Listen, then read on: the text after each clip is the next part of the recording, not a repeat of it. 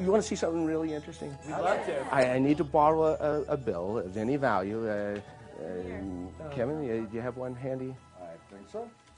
Now, other than the fact that I just asked someone to have a bill of any value, that's the only prearrangements that we made there. Let's see if this is going to be a good one for this. And I think that it will be. Maybe you can see that right there. You see what that is? It's a tiny little hair. Yeah? Yeah, that's exactly right. What those are silk fibers that they weave inside the paper that they make American currency out of. And they control that currency so that nobody can have easy access to it and Xerox money on it and that sort of thing. But I know a secret about those silk fibers and a secret about the money. Yes. And I'll show you what happens. See, the secret is if you rub those silk fibers onto a piece of cloth like that, static electricity clings to those silk fibers. Now, it doesn't look any different. Now, if I crumble like this, though, see, now the static electricity is trapped inside of those silk fibers. Now, it doesn't do anything until I trap some more static electricity like this. Okay, so now there's static on my hand, static on the bill. In theory, the two should attract. Isn't that a weird thing? That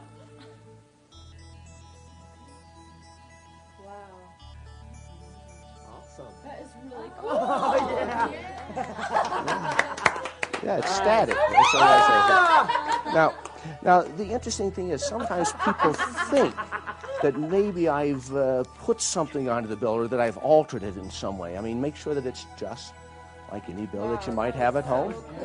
You know, I can repeat it with this one, or I can do it again with another one. Would you prefer to see it with this one or some other?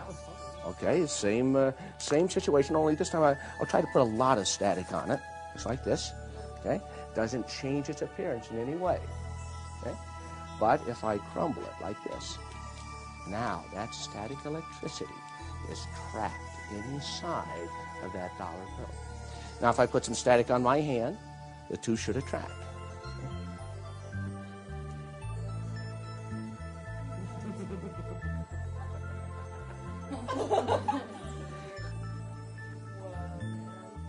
Awesome.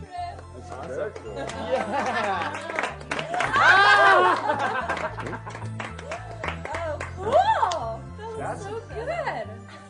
Isn't that Wow. weird? That's Here, awesome. here, Tanya, rub your hand on your skirt there, just like this, and let's see if you can pick up some static. And let's see if you can do it.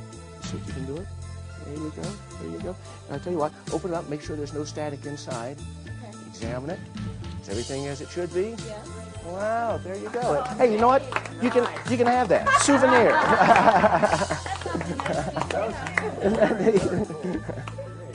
I guess we can give it back to you. Okay. On this volume, we're going to discuss magic with non-elastic thread. Of course, we're going to discuss specific magical applications for this thread, but we'll go further than that. We'll compare the different threads, tell you where to get them, how to prepare them, store, transport, and access them in close-up, real-world situations, because that is the real work. Regardless of what you do with the thread, it'll always boil down to how are you going to travel with and access the thread you're going to perform with. So the section on storing and transporting and accessing threads is going to be valuable to anyone doing any type of thread work. Here's one way to look at it. A single length of invisible thread, 3 to 4 feet, has some of the greatest potential for strong magic that I can think of. And yet, this genre of magic, still essentially in its infancy, has not come up with a lot of adequate solutions for giving us easy public access to these individual strands to perform with. And just like no one thread will do every job in an ideal way, there's no one method for accessing the threads that will be ideal for every situation. Over the last 20 years, I've come up with a lot of possible solutions, and the ones we'll discuss here are the most effective. Now and then you might say, why didn't I think of that? But as obvious as these solutions may seem now, they took every bit of those 20 years to evolve to the simple form you'll see, many of which are presented here for the first time in any context. So let's return to our topic by first watching an application of the gimmick you saw opening the video that may be more effective for children than the floating dollar. Common sense tells us that if we can hold an object in our hand, that the smallest part of that object must be solid as well. Turns out that's not the case. The smallest part of everything isn't another particle, but it's just a tiny, tiny string. And just like a violin string can be pitched to create any different tune in the world, those tiny little strings can be pitched to create all of matter. Everything that is, the entire universe is just some glorious symphony, depending on the vibration, if only we had the ears to hear it. But that's the great thing about magic, is that it serves such a good metaphor for these great concepts. This is going to represent the superstring theory, the latest theory of everything. And just like a little vibration is all it takes to create all of everything, a little vibration is all it takes to create a little bit of life in our superstring. I want to give it a little tie like this and see if I can't find the right vibration that brings it to life. Let's see if I give it a little you see it start to come to life?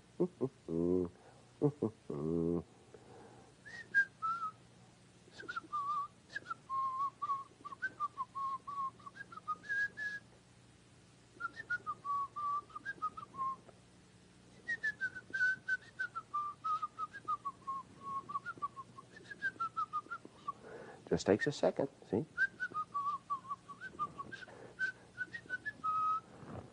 Well, let's see if we can't create a little bit of a ballet inside of a glass compartment, just like this.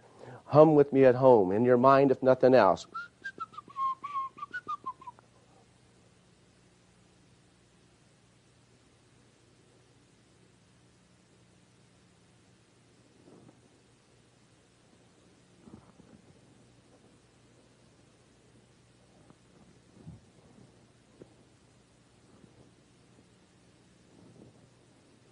Well, so now you've seen just what it's like. If you can give any kind of a string the right vibration, you might be able to bring it to life. And to help you kind of remember the amazing secret to everything, I'm going to place this little string back in its bag and give it to you, so that in your own pocket, make sure it doesn't jump out even when you take it home with you, but in your own pocket, you'll have something that represents the secret to everything.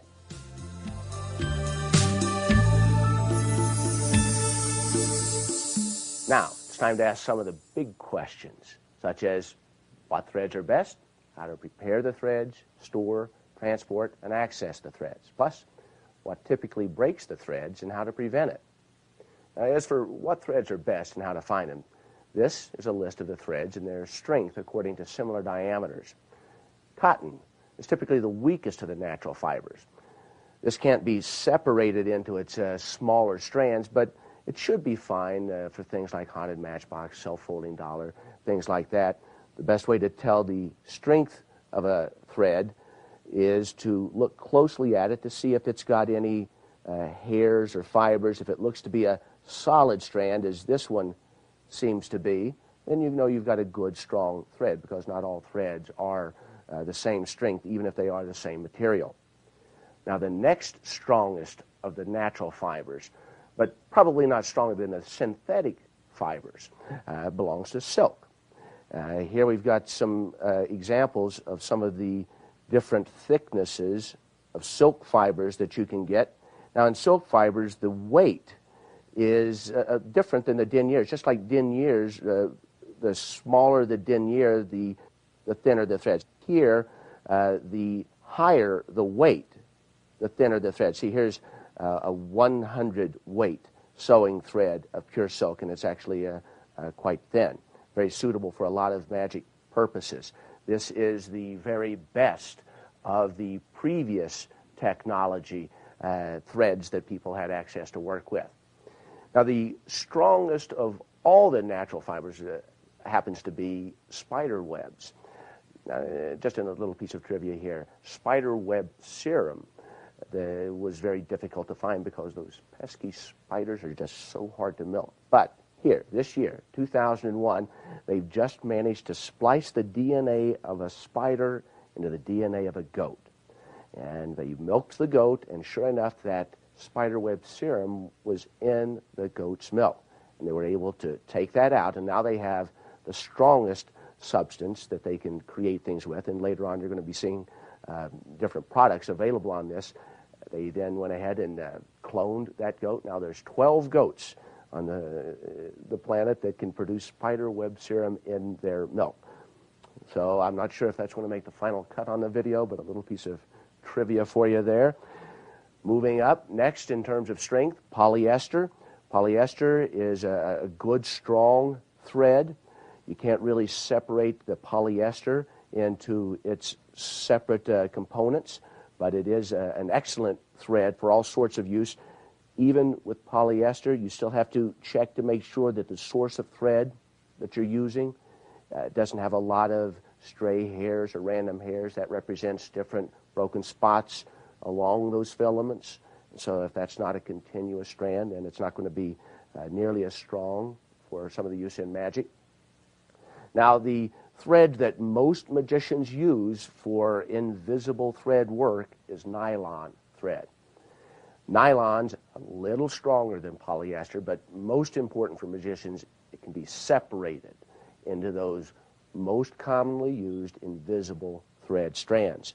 Here, inside of the different, here we have a couple of different versions of the woolly nylon thread, and you can see this is separated from one of its strands. Now, these smallest separated strands that are used for the floating bill or the floating rose or any of the non-elastic thread effects, there's actually different thicknesses of the tiniest strands. I'm not sure if you can tell it here, but this strand is a little thicker than this strand. Now, once you get to the smallest, finest of all the invisible threads, it's actually quite difficult to do the separating. This kind of process of feeding it down, they just happen to be woven more tightly into the thread than they are for the most common of the nylon strands. This is the thread that most magicians use. This is the most common of all the separated nylon threads. Here, as you can see, this is woolly nylon. You can find this in almost any of the sewing supply stores. It's manufactured by YLI Corporation, and this spool of about 1,000 meters costs about $4. And each one of these threads like this has, I think in the neighborhood, I think it was 27 the last time I counted, of the individual strands that you can separate out for use. And this separates very easily. This is also the easiest of all the separating. So that gives you a perfect source for invisible thread that you can have just about anywhere without having to fight it separate from the hose itself. Now, the Kevlar thread. Kevlar is, the strongest that is currently being used inside of Magic. The Kevlar that comes with things such as the stealth retractor. This is much stronger than the nylon, the woolly nylon. Tremendous strength. There is something stronger than the Kevlar. It's called GSP. It's gel spun polypro. I first learned about this from Uni Threads in France. And this is supposed to be the newest, strongest of all the threads, and it's capable of being separated into as fine a strand as any nylon thread. Now, I haven't seen this myself because it's invisible. No, I haven't seen it because it's just available from the website that we'll list for you.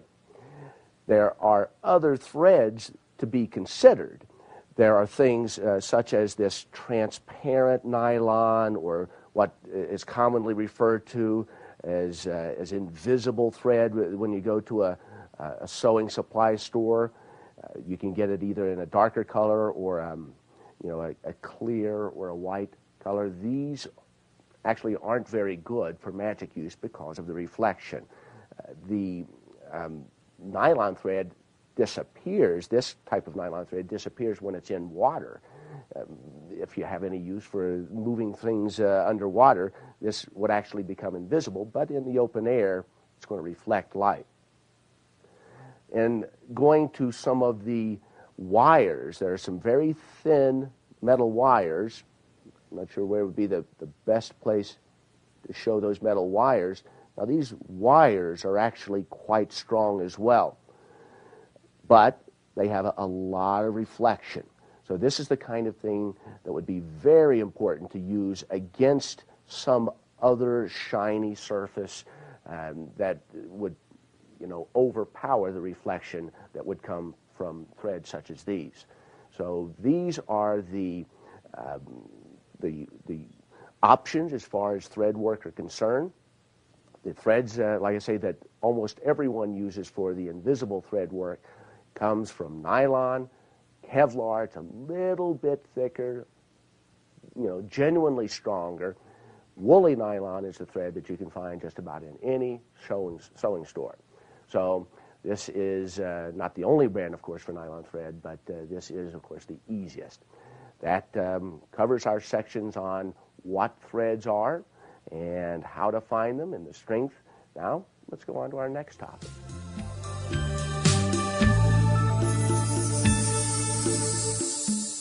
While I prefer blue tack or putty or even beeswax for securing the ends of elastic thread, invisible elastic, I've used tape, Scotch tape, to secure the ends of non-elastic thread for almost 25 years.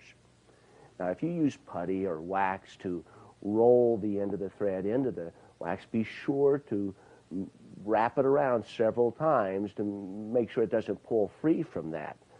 When you're using Scotch tape, you want to make sure that you bundle a batch of the end of the thread into the tape so that it doesn't pull free easily. In fact, frequently, what I'll do is wrap the thread around the tape before I go ahead and close it over like this and secure the end. Okay? Now this is the end anchor. That's the way I'll anchor the end of the thread to go inside of my mouth. That's probably the reason why I prefer the Scotch tape to secure the end, because I use my mouth as the end primary anchor so often, and I like to put it between my gum and cheek like this. And if I were to use something like the beeswax, it might dissolve and make it easier for that thread to pull free from that anchor that's in my mouth. Because sometimes I'll leave it in there, it's hard to say how long, 10, 20 minutes sometimes before I even perform the effect. And I'm just afraid that these things would slowly dissolve. Plus, I'm not exactly sure what part of the bee that wax comes off of. So all things considered, just as happy to use the Scotch tape to secure the ends. Good lighting and good contrasting background And end anchors that are readily accessible are essential for separating the thread. And I rarely go after the really long strands of invisible thread, although we'll give you some idea how to do that in a little while. I instead prefer solid lengths 3 to 5 feet long. So the best way to separate threads for that type of use is to go ahead and establish how long you want the thread to be, and then cut that length from your main spool. Okay? So now you have the length of thread that you're going to use. I'll frequently store that on a playing card, something like this, and just know that in this particular case, I've got close to 30 performance strands, ready to separate. And I'll store it just like this. If you know the length of thread that you prefer to have, you'll get used to knowing how many times to wrap it around the playing card to know exactly how long the length of that thread is. 5, 6, 7, 8, 9, and a little extra. That's perfect for the length of thread that I usually use the floating bill for. Now, once you've separated that from the main spool of thread, here's how to find an individual thread. Okay? So, working from this shortened length, for me, typically, if I'm going to secure the ends with tape, I'll go ahead and get one end anchor ready, another end anchor, and then something to tape that down. Now, the first thing I'll do is I'll tweeze out a separate length of thread, just like this, get one of those strands started. I'll go ahead and secure that end with the tape. Make sure that it's caught on that end of the tape. For me, nothing was more frustrating than to have an end separate itself from the anchor. If you break a thread, if it catches on something, sometimes that's out of your control. But just securing the ends, I see that's something that's just a matter of paying attention as you're preparing yourself for the thread work.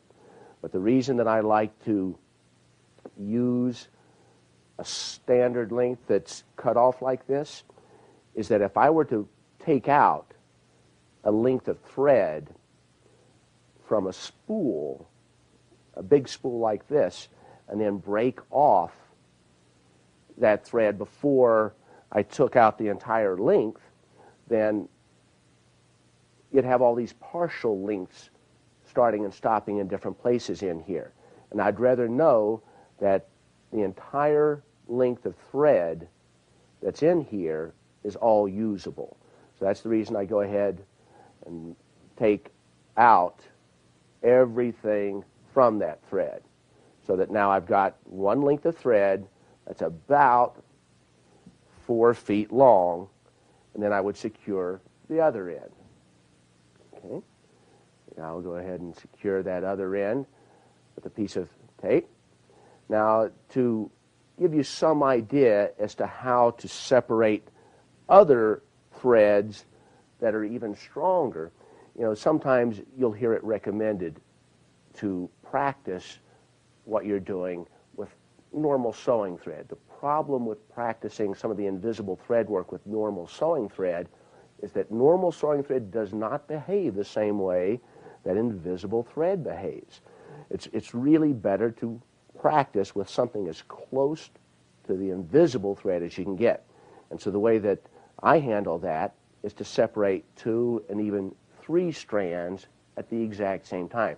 This separating multiple strands is something that doesn't work with a lot of the other threads. It's only with this woolly nylon are you able to take 2 or 3 strands out that are the same length at the same time. Now I'm going to tweeze out, show you how to do this. Tweeze out, let's say, in this case, now that's 2 lengths. That's 2 pieces of thread at the same time. I'll go ahead and secure that. So now I know there's 2 in there.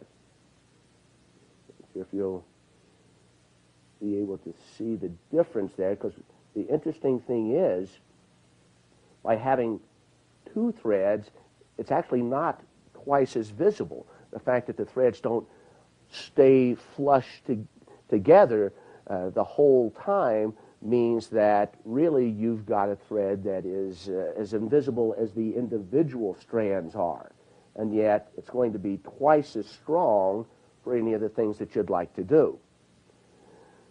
When I'm practicing some of these whirling cards or levitations, and I'm tying things onto the thread or something like that, I always use more than one strand during the learning process, sometimes up to 4 strands, in order to know that I've got the strength that I would need. Now, as you can see, it just is a matter of making sure that you pull this down.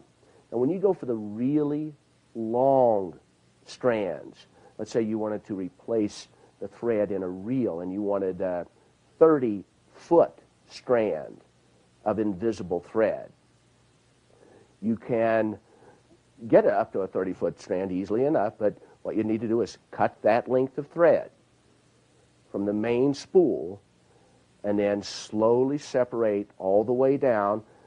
My experience is that you really, as soon as you go past 2 feet on this, it starts to cling. So you can't just slide it all the way down.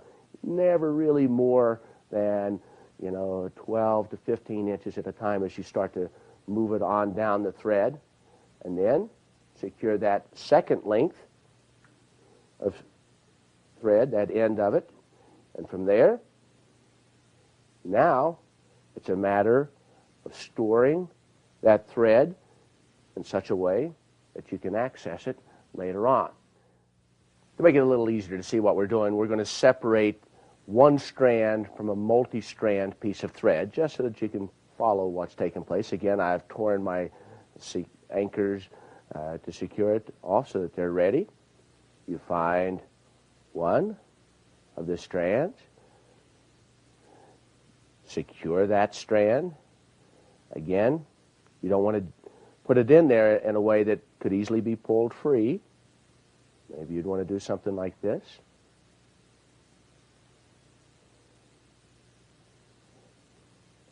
And that's one end anchor. Then you work it down the thread till it pulls all the way free. The more you take out, the easier the next ones become to get. As soon as you've taken that one, I'll secure the second end. Of course, you don't want this second end to come free either, for any reason. Make absolutely certain that it's stuck in there. And typically, I'll just fold one small piece of that tape down, leaving myself a sticky tail to stick to any external anchor that I happen to choose at the time.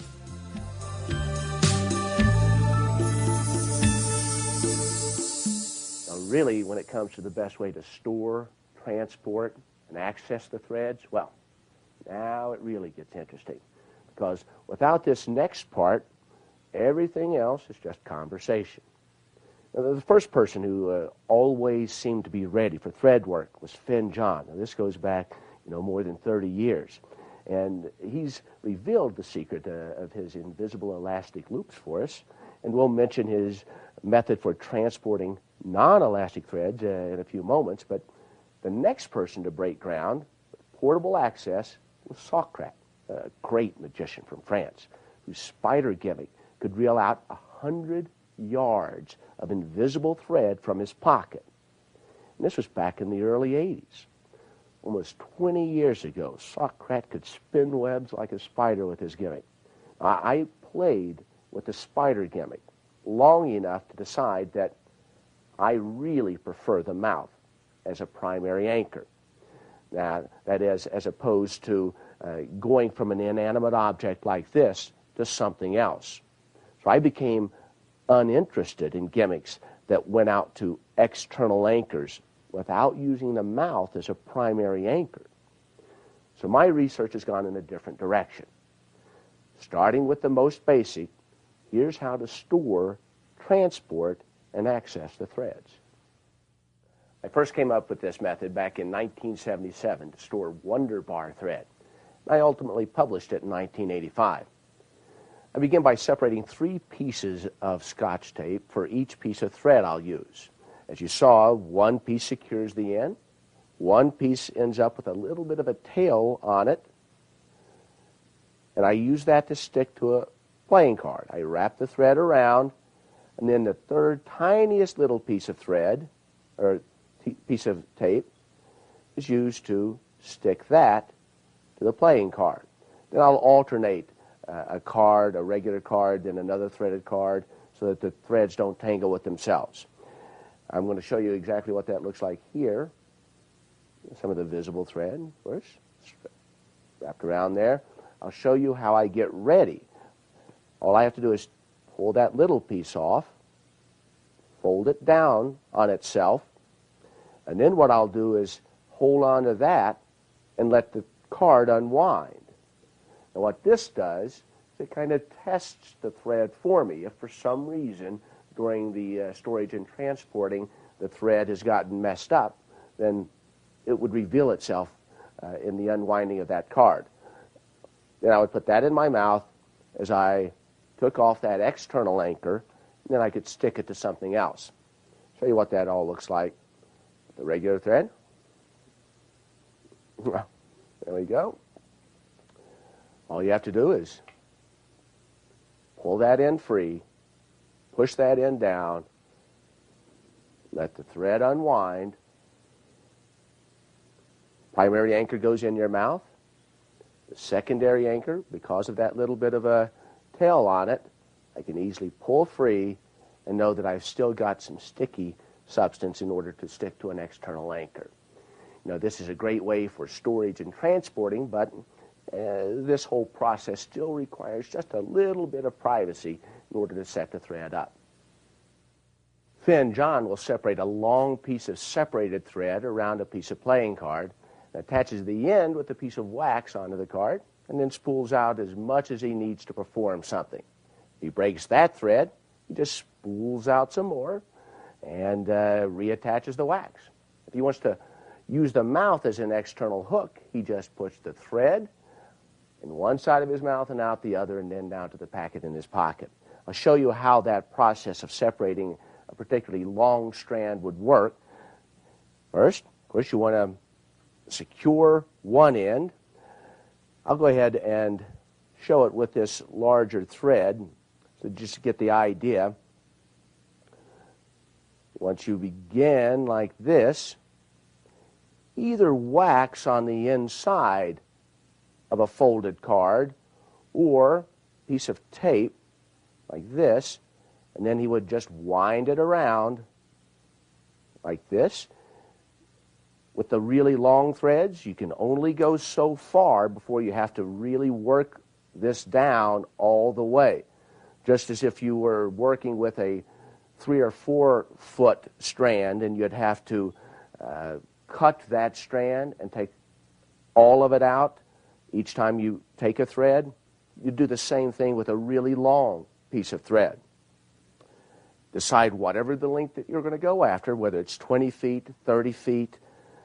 Cut that main strand off, that mother thread that you're going to take all these individual strands from, and know that every time you take a thread out, you're going to try and take the entire length of that thread.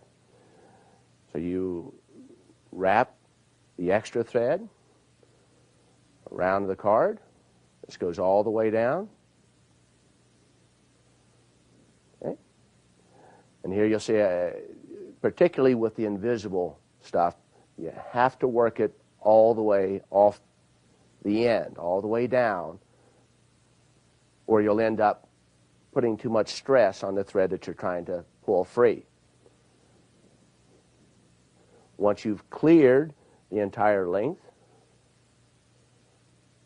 this goes ahead all the way around, secure it in there, and here's a good way to make sure that you always secure the end very well inside of a piece of wax or putty. It's a good way to do it. I just make a long piece of wax there. What I typically do is I wind that into the wax several times. Then I fold that in half, like this. And then I wrap it some more. And then that becomes a nice, secure end anchor for the thread. From there, if he wants to carry it in his pocket, you know, you can put it inside between the folds of the playing card, like this, and that way you can travel with it in your pocket and know that it's not going to get stuck on anything. And then, when the time comes, you can take out that little ball of wax from inside the card, unwind the length that you need. He puts that in his pocket. That goes to the external anchor. So that's a good way, practical, simple, low-tech way of having a long length of thread that you can call upon for storing and transporting. John Kennedy's got a very clever method for accessing individual threads. He's put them on the marketplace called the Z-webs and the mini Z-webs. Inside of this little tube is almost 100 individual threads that are about 5 feet long. Inside of this, enough for 75 to 100 performances of threads that are about 2.5 feet long. Now, here's how this works as far as accessing the threads inside. You take off one end of the cap, just like this, and what you'll see is a tiny pad inside that holds back all of the other threads. Just a few threads are poking up from the top. So what you do is you find one of those threads, pull it free, just one end, and what happens is the rest stay behind. That little pad is what holds the other threads back. As you can see, there's a little pad holding the rest of the threads back, allowing you to pull free just the one thread that you would use for a floating effect.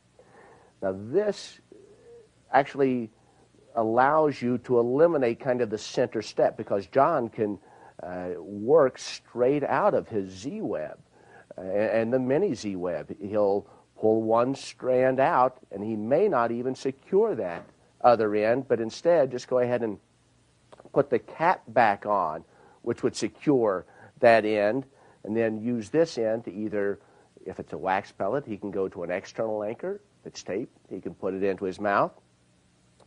But that 2.5 foot length almost always pulls free completely from the rest without any tangling whatsoever. The larger Z-web that contains about 5 feet on each one works exactly the same way. This gives you plenty of thread for almost any hookup that you would want to do. Now, just like if you're separating a long piece of invisible thread, by the time you get down to 2 to 3 feet, you've got to work it on down. The same thing is pretty much true of this one. At about 5 feet, every now and then, you'll get to a point where all these threads pull up. Okay, that's every now and then it might tangle. So what I like to do is then go inside of there, and then with a toothpick, I'll take that little cotton pad out of the end, and I'll take a toothpick and push the threads back down inside of there so that they're not all jumbled towards one end or the other. You can work out of either end of the Z-web, and well, in fact, it helps to alternate one end to the other. That way, if it starts to gather at one end, you start using the other end, and it goes back down the other way. And again, frequently just secures the thread using the cap and may keep that in his pocket and use the other end for the external anchor. So that's just a great idea for storage, transporting, and accessing from John Kennedy. Someone sent me this idea almost 15 years ago, and I'm sorry to say that I've lost his name, but it's a very elegant solution for a frictionless spool. If you wanted, for example, you could prepare several of these pieces of straw onto a safety pin.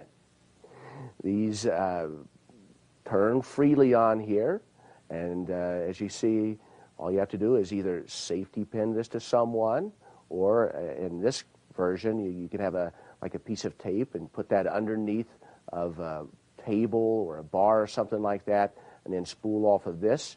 But from there, it just pulls off like this till it gets the end. The end of the thread is attached directly to the straw that's spinning. If you wanted to set this up, of course, all you have to do is tape that down, and to wind the thread onto the straw, just spin it around. Of course, that's exactly how to work this. You want to make sure that it all goes on to the straw. The only way that this can mess up on you is if you allow yourself to spool some of it over here, and that could cause some problems. But if you get everything directly onto the straw, then you've really got the ultimate kind of a poor man's reel that would feed this thread to you from just about any place. Okay? Silent, frictionless, and then it stays stable just like that. So that's a great idea that's got all sorts of applications and variations. This is the solution that I used for many years, including on the Merv Griffin Show, on the Tonight Show. It's worked well for me, but it's also failed on me because the slightest brush or air currents could easily tangle the thread on you. I still use it at times, but I don't consider this to be the perfect solution. But if I was approaching a table that I knew that I was going to perform at, I would prepare in advance by putting the external anchor at the far side of the table. And then I'll take the thread and I would just stick it to the working surface. If you've got a working surface that has a little bit of texture to it, invisible thread will stick to that surface, particularly something like a close-up mat or a cloth surface. You can just stick it right to the surface, and then I might go over to one spot near the edge of the table. If I'm using a table that I can kind of move around, I'll act like I'm moving the table around, just pick up that external anchor like this, and what I'll typically do is act as if I'm pushing my glasses back like this. And as I push my glasses back, that puts the piece of thread right into the mouth like this. So that becomes the kind of a low-tech version of being able to walk up to a table and use the table as the external anchor. If you don't have glasses to push back as you do this, you might consider, I don't know, picking your nose. No. Just give yourself a little scratch or something like this, and then under cover of that, just go ahead and put it into your mouth. But that's the sticky mat solution. Back in the mid-'80s, John Haar and I had some conversations about possible ways to store and transport threads, and he came up with a solution that could be carried inside a regular pack of playing cards. What this is a little thicker card stock with a couple of ridges here that allow the thread to zigzag back and forth underneath another card. This is double stick tape. And so what you could do is stick one end permanently, and then the others you just zigzag back and forth, sticking it down to the double stick tape, and then having the other piece ready to go. And you could set two of them up with this particular gimmick, and then when you'd pull this, then that would pull free from the double stick tape, even inside of a card box perhaps that might be sitting there, and then you would put that external anchor into your mouth. The idea of double stick tape and pulling it free was, you know, an interesting possibility, and I've tried several applications of that, even down to just having a single piece of double stick tape and just bundle the thread onto it, no zigzagging or rolling or anything like that, just bundling it and then pulling it free from that. But I've since discarded the idea of sticking it to something and then trying to pull it from that sticky surface. You go through an experience of a couple of times of just having a little too much sticky on there for the thread, and then the thread breaks as it tries to pull free. So these were some interesting evolutionary steps, and there's still some potential to it, you know, as a concept for a double stick tape, just to hold the tape that you bundle against it and pull it free like that. But I think that there's probably better solutions overall that could wind and unroll the thread that are a little safer than sticking it to something and then pulling it free. After years of using the playing card to transport the thread and then setting up by letting the thread unroll from the card, I finally realized that if I used a small, clear stick of plastic, you know, maybe the size of a stick of gum, that I could probably set up a thread right in front of people. And as it turns out, it's true. This is a great way to store a batch and transport threads, and you can almost set up while people are watching you and even listening to you talk. Just a clear piece of plastic, about the size of a stick of gum. I put a little half-moon indention so that when I wrap the threads around, it's sure to stay on there. I can travel with a batch of them all ready to go inside of here. Each one of these is a floating bill length thread ready to go, and once you get these things set, you can just place them right back into the same wrapper that holds the stick of gum. Here's what it looks like when it's fixed up. So here's how you get ready. All you have to do, take that end. It's going to be your anchor that's going to go into your mouth. Allow this to unwind down here. Okay. Now, this goes in the mouth, and now this can either be put under something that's on the table. This can be stuck into something. A friend can hang on to this. If you've got, if you're working with another person as the external anchor, they can just hang on to that.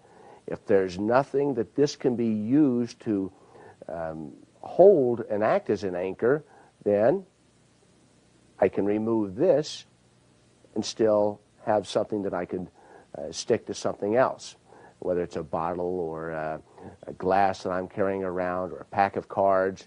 It's that same kind of a setup there. Let me show you what this would look like. So let's say that I'm sitting there talking to somebody, take out one of these sticks. All I have to do is turn for just a moment. That would drop down. I pop that into my mouth, and now I'm ready to set that someplace and ready to go. And you really can't hook up in front of somebody much quicker than that and still have the freedom to put this in a variety of places. So that's one of the most practical solutions that I've come up with for, you know, just moving around with a bunch of threads ready to go in my pocket. Another solution that I came up with was to hook to a lifesaver. You wrap the thread around the lifesaver so that it can spool out. Here's exactly the way to make sure that you've got some ridge there in order to wrap the thread around. Just take a little triangular sort of file and just go like this, up and down, all the way around, and what you'll end up with is a ridge that's perfect for the thread to fit in. Okay? From there, all you'd have to do, just like with the other stuff, just let it unwind like this. Okay?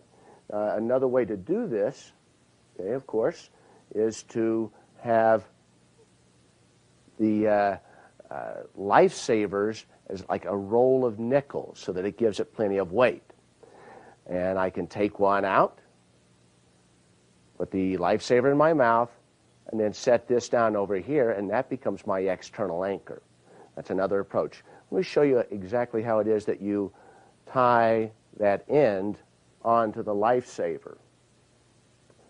All you have to do is put some wax onto the end of the thread that you're going to use so that it can go through the lifesaver.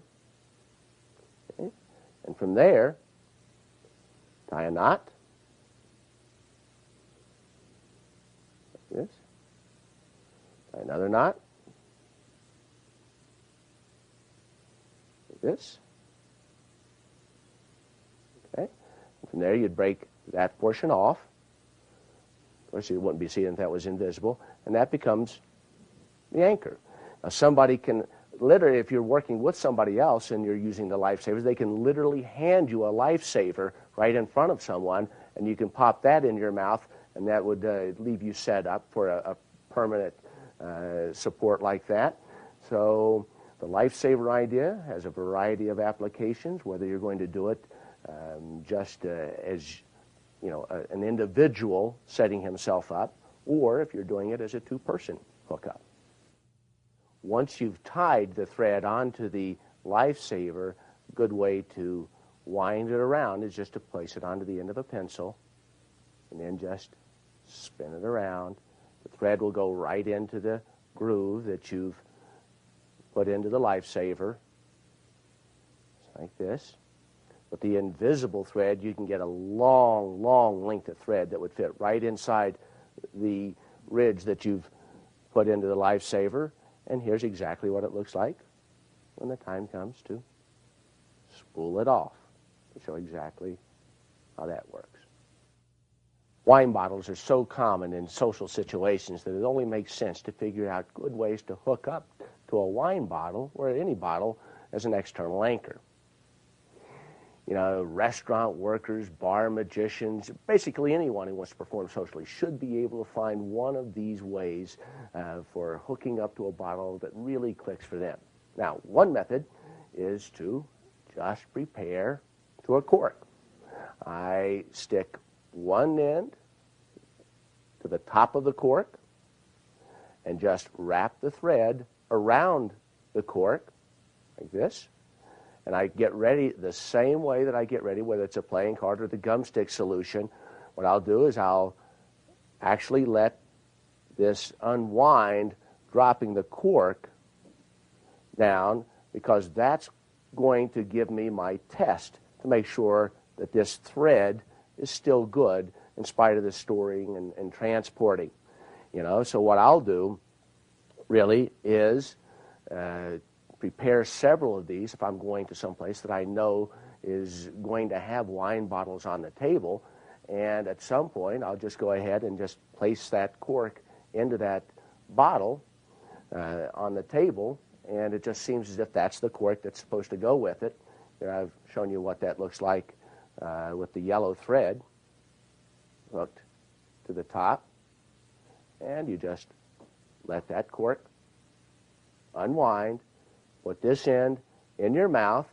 I'll support the center of it, and maybe I'll pour someone a final glass of wine and then put the cork into the top of the bottle. The great part about this is this puts that external anchor that you're going to be using really high up as opposed to on the table surface itself. The higher that your external anchor is, all things considered, within reason, the more impressive the float is going to end up being. Now, another solution, when you take the cork off of a bottle, frequently there's a little piece of plastic around the neck of the bottle there. Now, you can't really use that plastic. That plastic doesn't spin freely enough. What this is just a little ribbon that I put into a circle, and I put a piece of tape to keep it into a circle. I've made that, usually you'd use crystal clear tape because that would become invisible against that. But from there, this is the kind of thing that you're doing if you're able to prepare well in advance. Maybe you're preparing for your mini bar at home or something like that, and there's bottles sitting around, or even on your own home table. And then the external anchor winds out like this. As you can see, the ribbon spinning there on the mouth of the bottle. This spinning isn't invisible, so it's not like this. You can ignore the fact that this is moving, but in general, in most situations, this becomes like the perfect way to set up and use the bottle itself.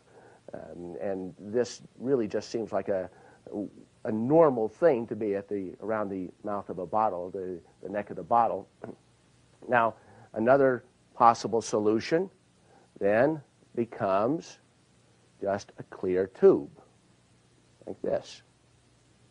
This clear tube, there's mailing tubes that you can get. You just cut an end of mailing tube off, like this. Now that circle becomes something that I can easily finger palm, like this. I'll show you this way.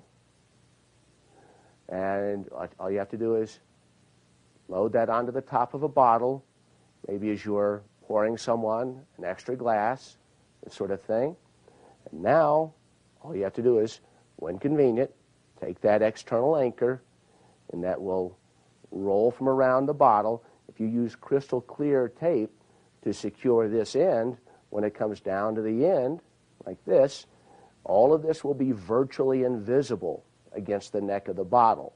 And the thread will be coming out like this. You can prepare several of these in advance. I mean, it doesn't.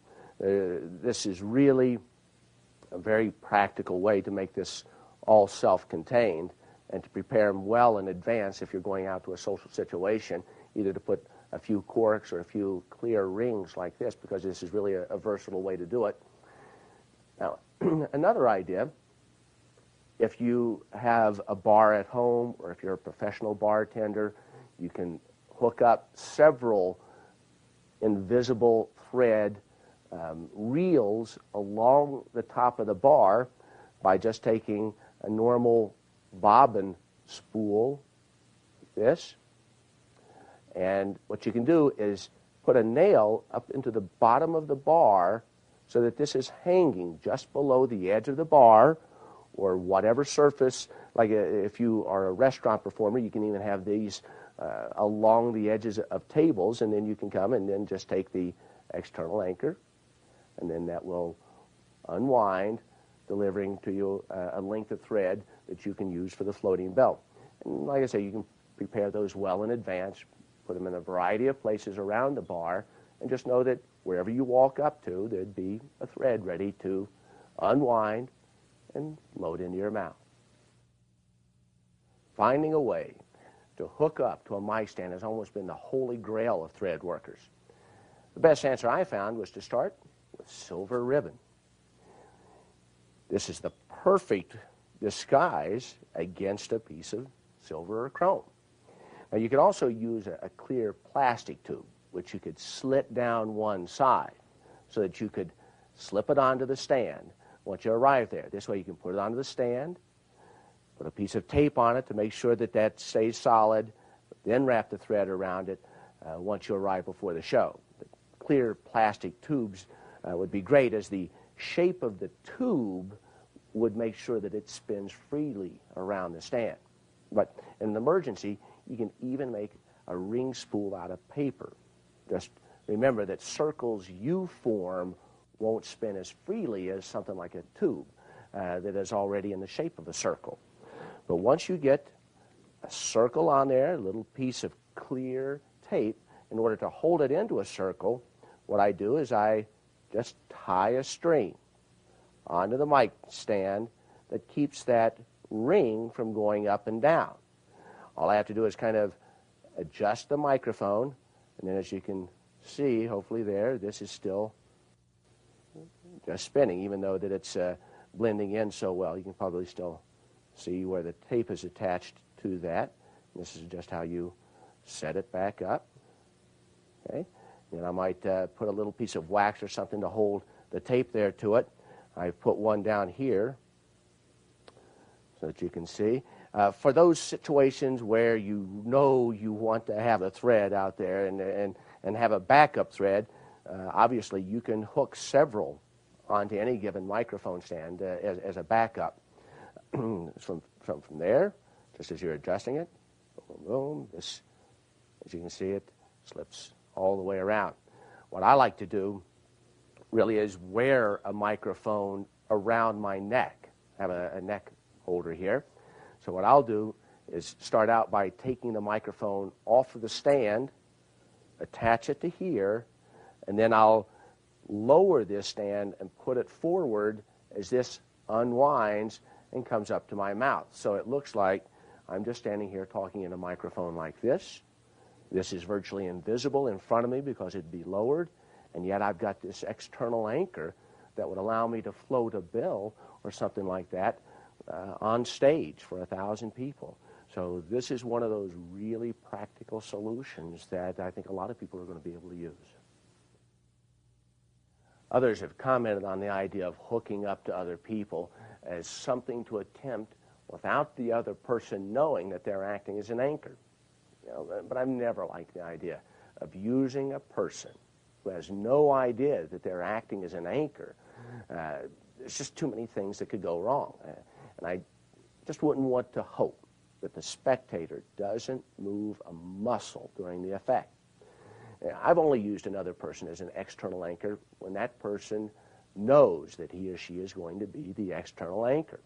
You know, if it's somebody that's inside my personal circle, I'm even asked that person to be in charge of the thread so that I can really move around freely. And when the time comes, he or she passes the primary anchor to me privately, and I put it into my mouth as the thread spools out to me. You know, another way is to use the ink pen solution, where you just got a tiny clear tube around the top of a pen that can spool out the thread, or you could use the straw and safety pin, the gum stick thread holders, and even the lifesavers to hook up. If you use the lifesavers to be the end of the thread, it can be passed right to you in front of people as you talk to them. Just make sure there's a regular lifesaver available in case somebody else asks for one.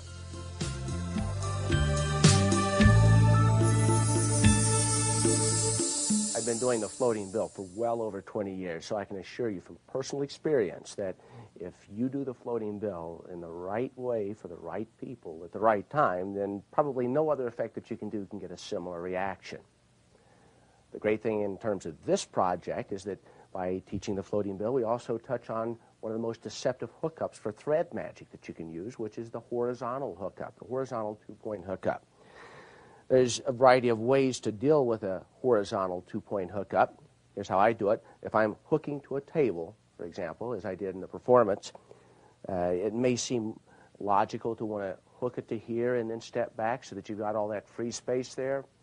But if you have a table that you're working at, for me, it was always better to hook at the far side of the table, either right there at the edge or even down around underneath. I'll leave it there so that you at least get to see where it is. And the other end then goes inside the mouth. It just goes between the gum and the cheek down here so that it's not in the teeth, it's not around the tongue, it's just put down there and then you forget about it.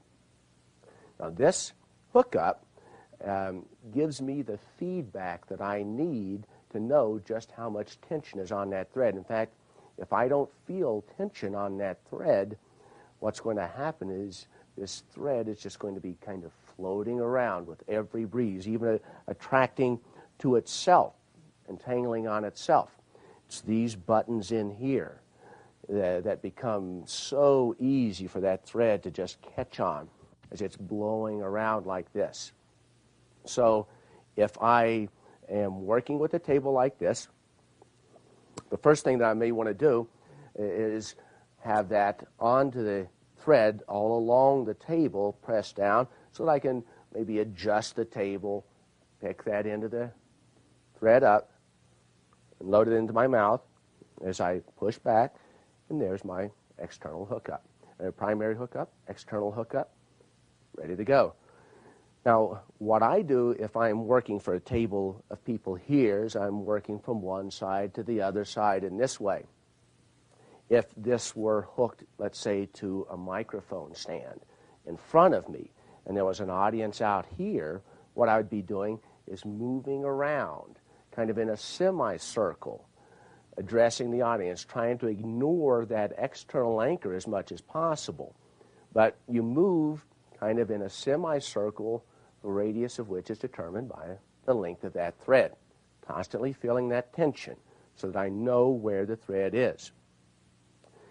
You know, the floating bill, John Kennedy taught it to me back in 1979, but the floating bill has been around for well over 100 years. In fact, it was, I think, in 1901 that it was first published in Stanion's Magic magazine, and it was printed then as an old chestnut. So the idea of this external anchor, horizontal hookup, has really been around for a lot. In that earlier printing, they had looped the thread around the ear as an as the primary anchor. Now, you know, but when John put it out with truly invisible thread and the horizontal hookup, that's when the floating bill really became a classic. So, in performing the floating bill, one of the reasons why I rarely perform this inside of a structured show, maybe rare is not the right word, but I don't do it as often in a formal show as I do informally in social situations. And that's because, well, you know, it's interesting to consider a problem because a trick is too good, but the simple fact is it'll drive you crazy when people see that you can float that dollar in the air. It's so amazing to them that they insist on seeing it again and again and again. In a structured show, it's one thing, but let's say you're doing a hospitality suite at a corporate event and you're there for a couple of hours. 20 years ago, I may say to myself, you know, as soon as I get there, I really want to impress these people, so I want to float the bill for them right away. And after I get that credibility, then everything I do will be better. The problem with that is all they'd want to see is that dollar bill float again. And all night long, then you'd say, well, let me show you a card trick. Look, you've got to show me that thing floating around again. So even in that kind of a social performing situation, let's say I'm hired to perform from 7 to 9, I don't perform the floating bill maybe until 10 minutes after 9. I wait until I've clearly done more and done extra, and then I'll go to somebody like the president of the company or the guy that booked me, and then I'll say, you know, would you like to see something really special? Let me show you something over here. But if there's anybody that you'd like to see have this experience, go get them right now.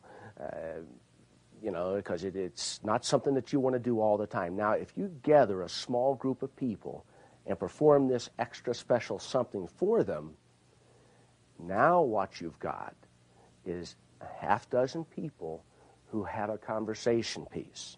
They've had a unique experience. Now, when they talk about it, it's more likely that they'll exaggerate how good it was, because the more amazing it was, the more special they feel. But I always do it right before I'm ready to leave, because I don't want to try and follow it with anything else. And actually, I've had bad experiences. One time, you know, a client really wanted me to show it to, like, his friend or his wife or something like that, and I'd already used all the thread that I'd had with me. And it, you know, when people think that you can do it anytime, any place, I'll never forget 20 years ago, I was performing on Jekyll Island off the coast of Georgia. And I would perform in the evenings in the restaurant, and during the day I was out in the ocean on a raft, kind of taking a nap, and the guy pops up in the water right beside me. Oh, hey, how you doing? He goes, hey, you know, I was in the restaurant last night, and you floated my dollar for me, and well, my wife wasn't there, but she's on shore there. That's her, see, waving on the... could you just float this for her? You don't even have to come in ashore. See, that's what it seems like to people who just see you take it, and if you do it in the right way, there seems to be no reason why you couldn't do it all the time, even on a raft in the middle of the ocean. So controlling when you do it is really, really important, or you'll have to face that situation of constantly being asked to do it again.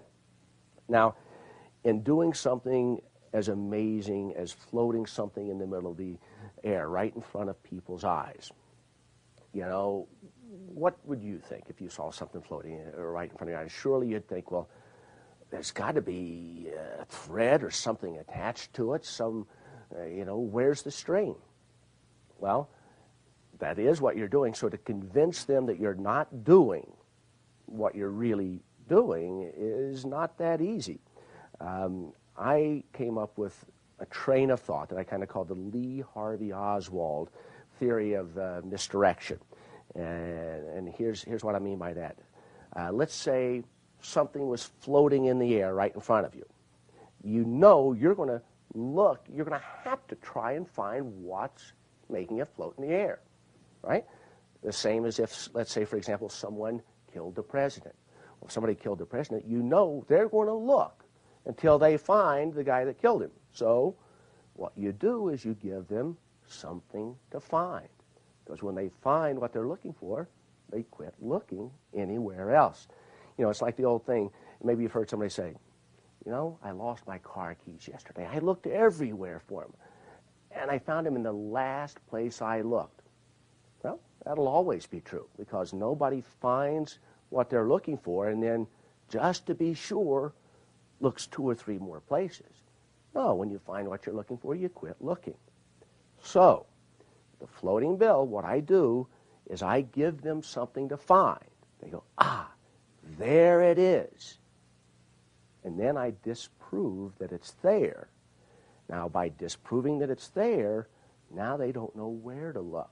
Okay, I'll tell you a little bit more about it as that moment comes. But for now, let's say you've got this in your mouth, down here, and now you have to put the bill onto the thread in such a way that you're guaranteed not to break it. Now, one time I heard somebody say the 3 best ways to get people to listen to you: you either make a confession, tell them a secret, or ask them a favor. So I start out by telling them a secret. Say, I know a secret about these tiny silk fibers that they put inside of the paper that they print currency on. I know a secret, and the secret is if I put static electricity onto those silk fibers, and what I do is I just if I have to lift it well above, I act as if I'm just looking for those silk fibers, and then come down on the thread, and I put the thread right in the valley of that fold.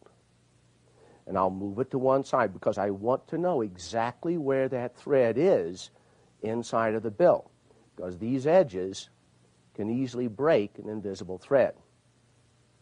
Once I know that it's in there, I index finger on top, thumb in middle below, I pinch it tight, then I twist the lower half of the bill. And what this does is this gives me kind of a shape, kind of a bow tie sort of shape with this wavy fold along the valley of the center of the bill that the thread goes along. This fold is enough to keep the bill from moving up and down the thread. If I wanted to, though, I could soften that fold and still be able to reposition the bill on the thread. And then just press it a little more shut, and now it's locked onto the thread. Now, the reason that I really love using the bill instead of a napkin or, some tissue paper or something like that is I never want them to think that I'm using something just because it's light. By saying that it's the special paper that they print money on and there's no other way to get that paper, I've rationalized why this is all they're going to see me float, because this is all that it happens with. And it's got some sort of weird internal logic that makes sense enough to them to kind of suspend their disbelief for a second. Now, once I've apparently put static onto the bill, I'm going to cause static to seem to attract that bill by rubbing my hand here. Now, this is where that whole Lee Harvey Oswald theory of misdirection comes in. I know they have to think something.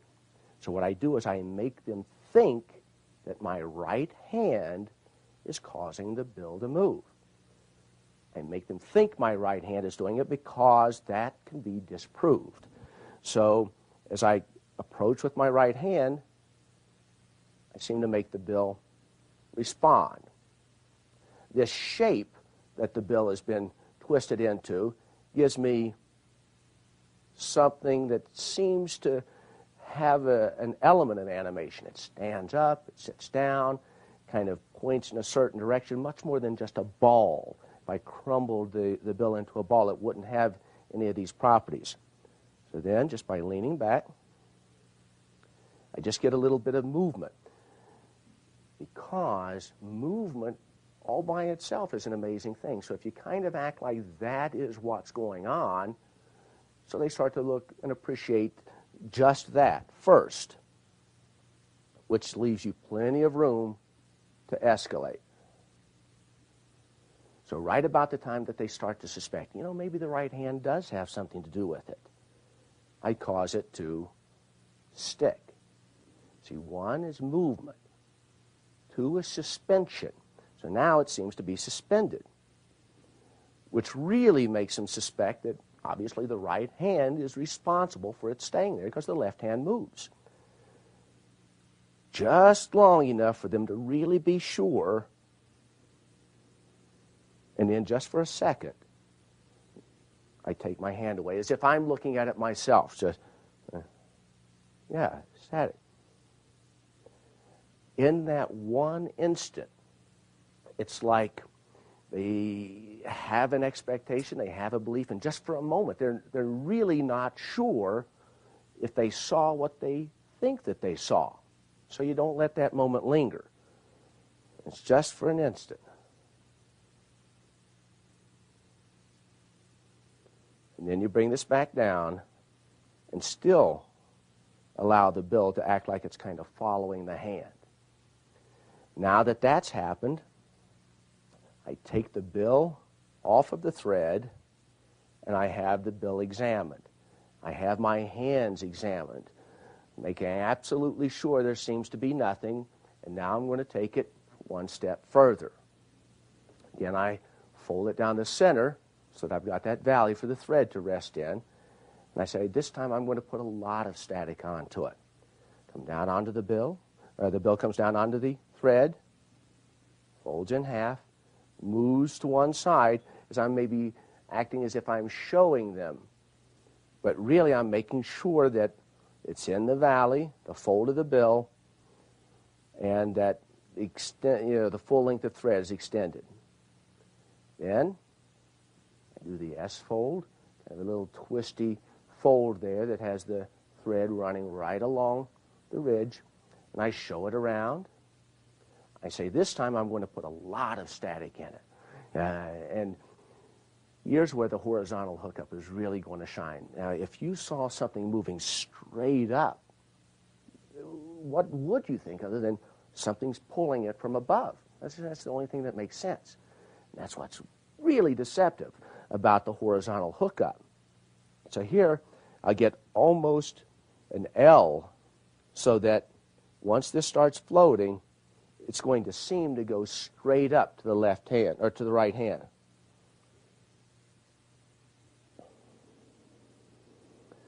At that point, the average viewer has got to think, well, clearly it's got something to do with the right hand. It's going right up to the right hand. And then you move it away. And then you show nothing above, nothing below, nothing all around. And at that moment, they give up. You know, if it's not coming from above and he's waving his arms all around it, and then they just watch. So it looks like this.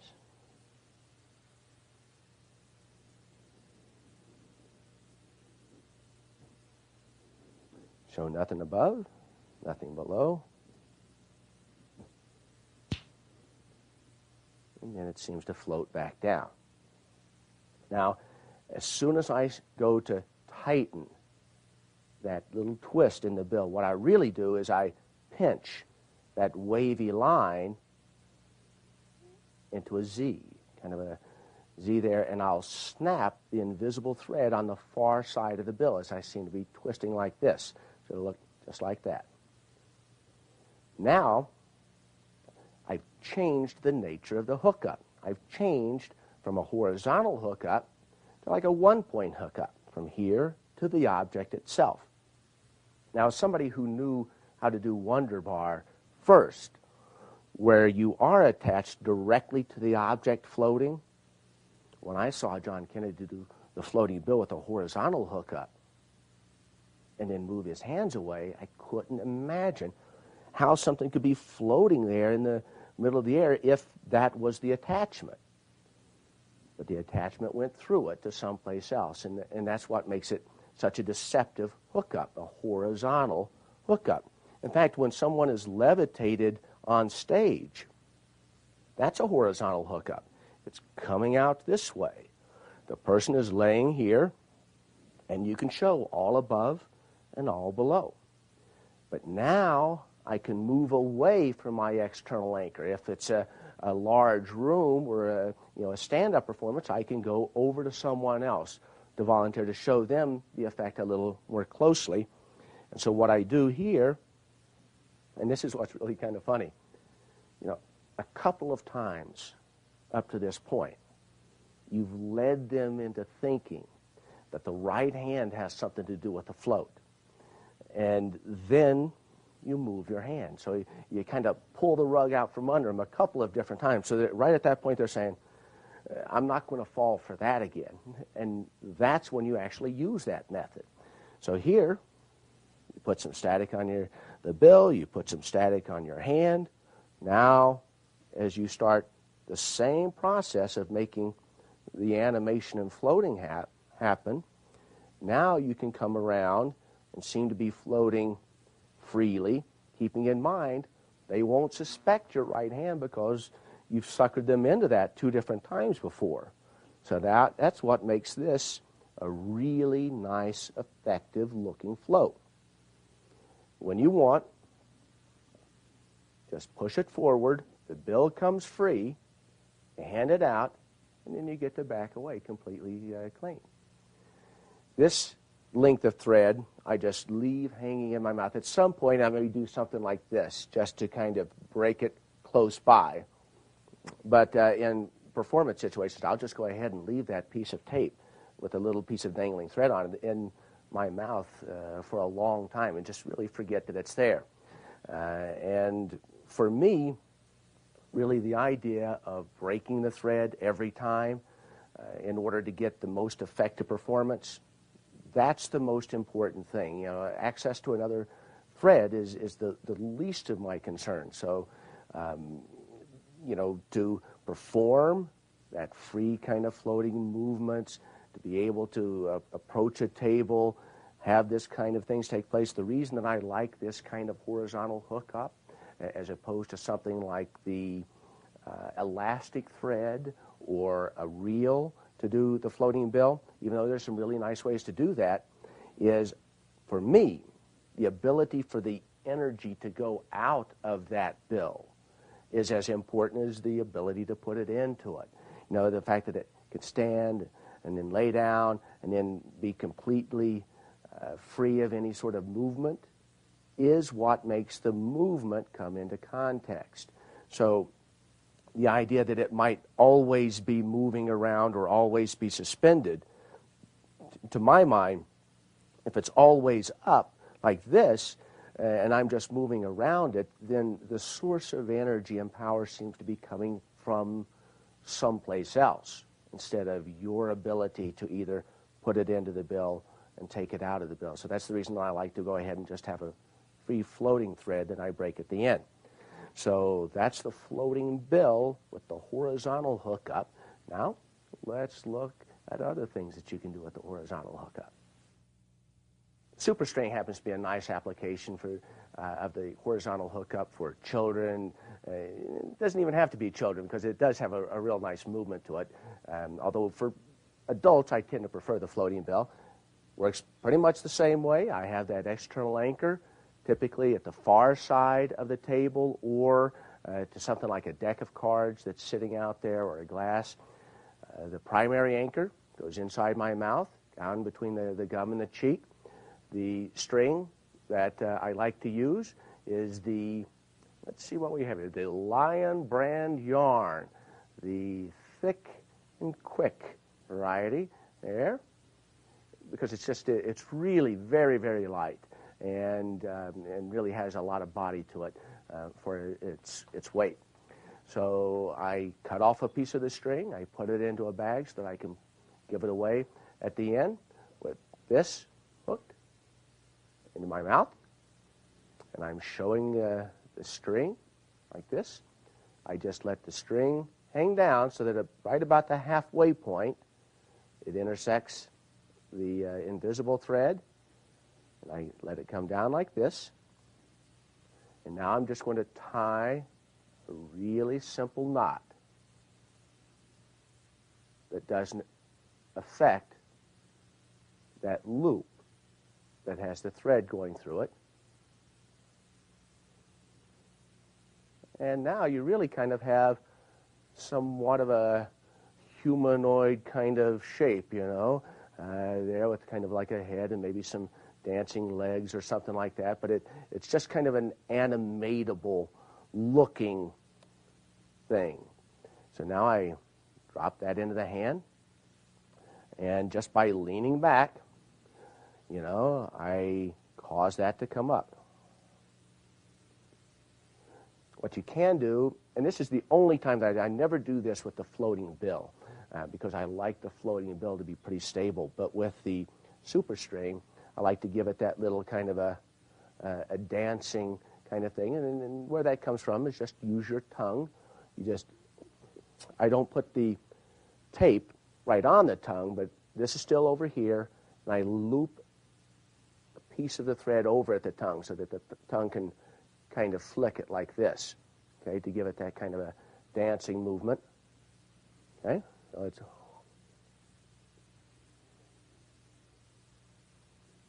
okay. I can whistle during most of it, you know, but when I have the tongue moving, I like to have maybe the spectators make the sounds or, you know, play along.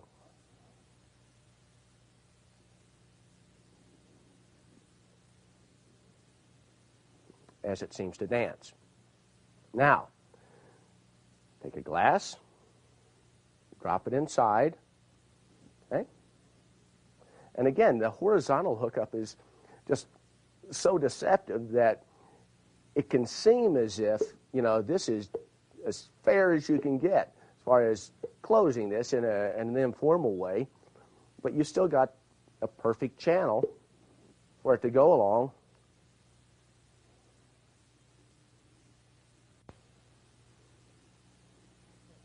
As it goes in one side and out the other. Then I'm going to try and make it jump out of the glass and into my left hand. Okay.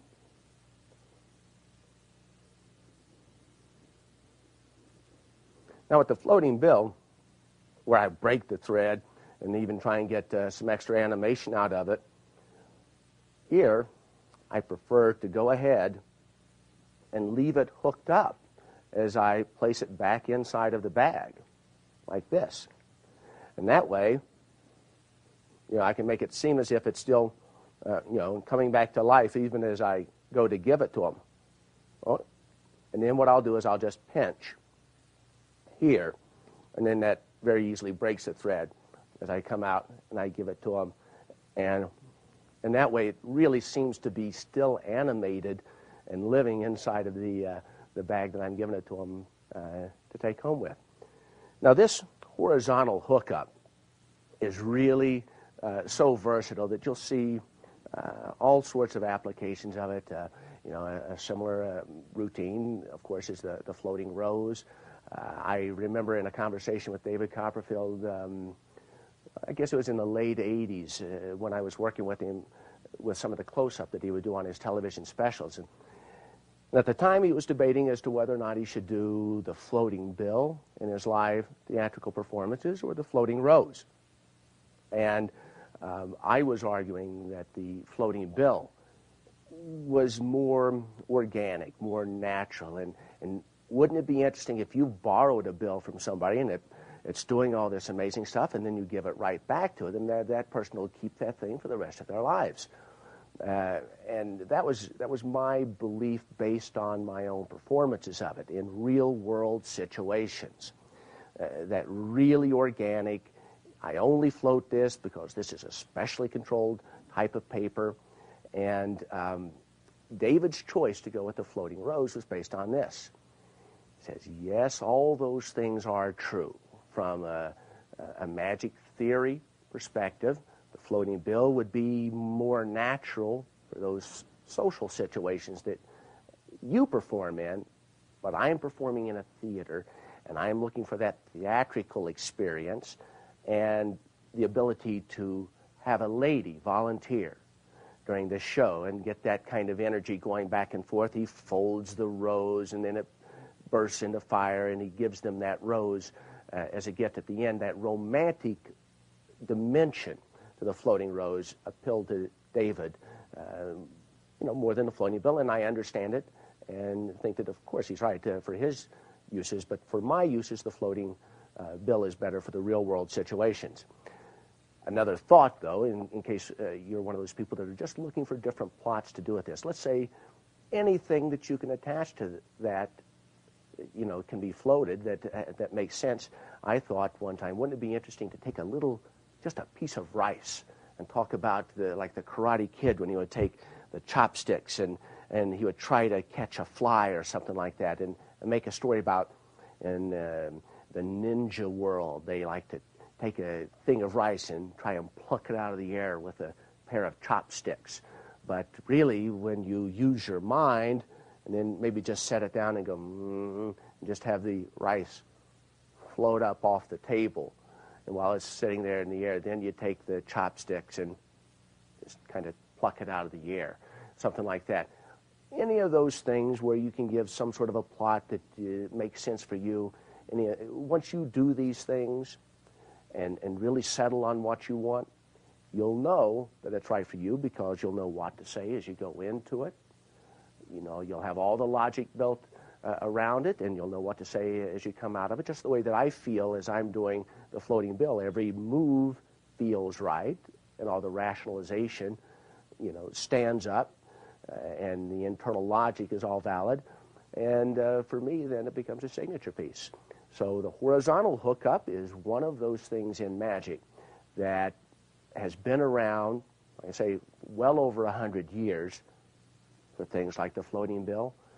But you add that hookup to invisible thread, truly invisible thread, and you've got some of the greatest I tend to think of it as the last frontier in that awe-inspiring magic. I mean, it's one thing to see a card trick, but boy, you see something float right in front of you, and people know for a fact that's nothing that they saw Uncle Harry do it at the last picnic. So this is some of the really great stuff when it comes to magic with threads. When I was growing up, my favorite candy was a lifesaver. And I used to eat these little things and think, why are these lifesavers? I mean, because as a kid, I'm visualizing these must save people's lives, and I didn't realize that it's like this little thing that you would throw overboard and everything. But lifesavers to me always represented this really amazing possibility, So I thought I'd do something with a lifesaver. Now let's see. I want to see if I can't get it trained here. Let's see. See, trying to balance. Yeah, see? Yeah. See. Very cool. All right. Whoa, wait a second. Well, here, let's see. Wow.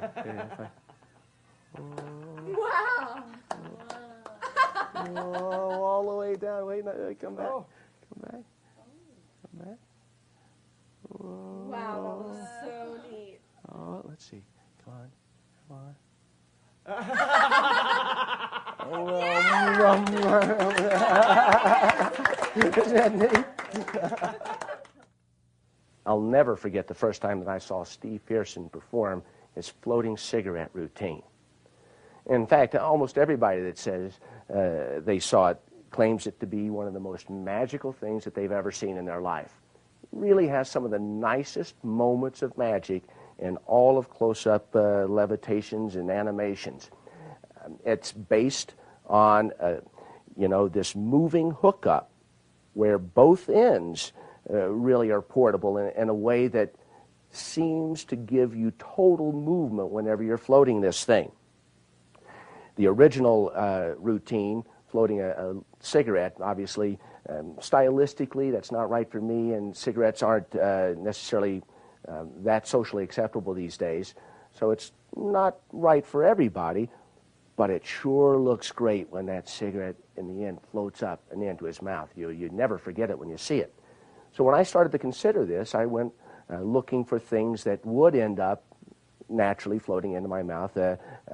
So looking at all the candies and things like that, whether it's a little worm to animate or an animal cracker or something like that, ended up settling on the Lifesaver. Wouldn't it be neat if you could just tie the thread to the Lifesaver? And I thought this was all real clever. And then I go back to Steve's book on the floating cigarette, and I see where I think it was Jeffrey Campbell had already suggested, hey, you could do it just as easily with a Lifesaver. So if you do your reading, sometimes you don't have to reinvent the wheel. But the other part of Steve's hookup that wasn't right for me is really it looks best if you've got a full head of hair, and really if you've got a batch of hair right there to kind of a pompadour, you get this wonderful extension on the thread. And since that wasn't right for my hairdo, I kind of set that possibility to one side, and then one day it occurred to me maybe I could use my glasses as a pivot point. And that turned out to be, the key answer for myself to perform this. Here's how you set up. One end is hooked to your right hand, to your thumb right there. I just put the wax right into the right fingernail. For me, this goes right like this. So it loops right over the bridge of your glasses there. Then you can put your glasses on. It's kind of a funny feeling to feel that moving along your face. But if you can just forget that it's there, you're now set up to do some amazing magic. What I like to do is put this back into either the plastic bag that it came out of, because these are the larger Lifesavers. The Lifesavers that are in a roll are a little smaller than these. I use the larger Lifesavers that come separately packaged. The wintergreen Lifesavers are less sticky than the candy Lifesavers. Sometimes the candy, if your hands are moist, will actually start to stick to your hand and kind of pop away, and the wintergreen doesn't do that. So I could have this inside of its package right inside here. Take out the package, seem to take the Lifesaver out of the package, and then you set it down. Okay? Now, in any of these animations and levitations, it's always nice if you can structure it so that it seems to have an element of escalation as the routine progresses. And that's why in this first moment, I just try to make it balance on my hand, like this. And if you can get it just right, you get kind of a magical looking balance. Just there, maybe on the tip of one finger, something like that, because I don't want it to do too much just yet. Now I take it over to my right hand, because I want it to go from I take it over to my left hand because I want it to go from my left to my right and then back so that it can go down even past my hand. So after it does this little balancing thing here, this sort of thing, I take it to over here, and now, and the great thing, the reason that it seems like you get so much movement out of this is that the head that seems to be looking at it is moving it. And that really adds to the deception. Gives you a wide range of movement. Then the fact that both anchor points are movable like this, by the time you're able to move your body around, move both of those anchors around, the impression is that you've got total range of movement. So now, this time, it's going to float up just by moving my right hand away a little bit. Floats up, and then seems to float all the way over to my right hand.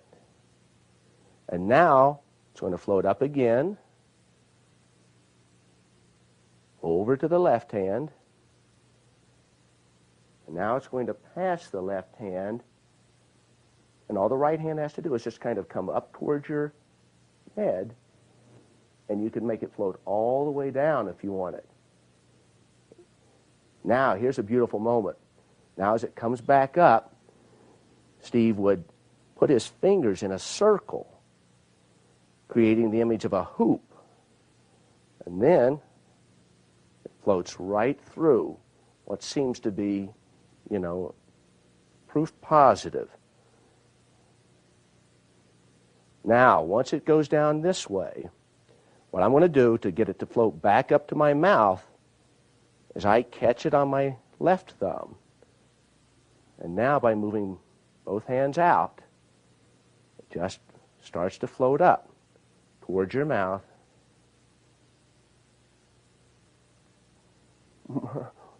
And then into your mouth, which has got to be one of the great endings of all time for any kind of a floating effect. So I'll tell you one more time. Comes through the hands, down this way, and then both hands move together, up and into your mouth. So that's my handling of Steve Fearson's hookup. In reading back over the literature over the last 100 years plus to see what other things have been done with threads before, it's amazing how many of the hookups have been out there. There's been a lot of people, creative people, thinking hard about ways to hook these things up. But I never saw anything quite like the Fearson hookup. So we've got one of the really creative, original methods for using threads for close-up magic from Steve Fearson. Those of you, who are interested in this sort of thing, you really should check out Steve Fearson's website. It's downloadmagic.com, because Steve now has a routine that goes even further than what you've just seen. A floating light that moves all around and then shoots off over his head as an ending. So Steve now goes another step further than what you've just seen. So why don't you check his website out? In the meantime, now, let's see yet another application of this same hookup.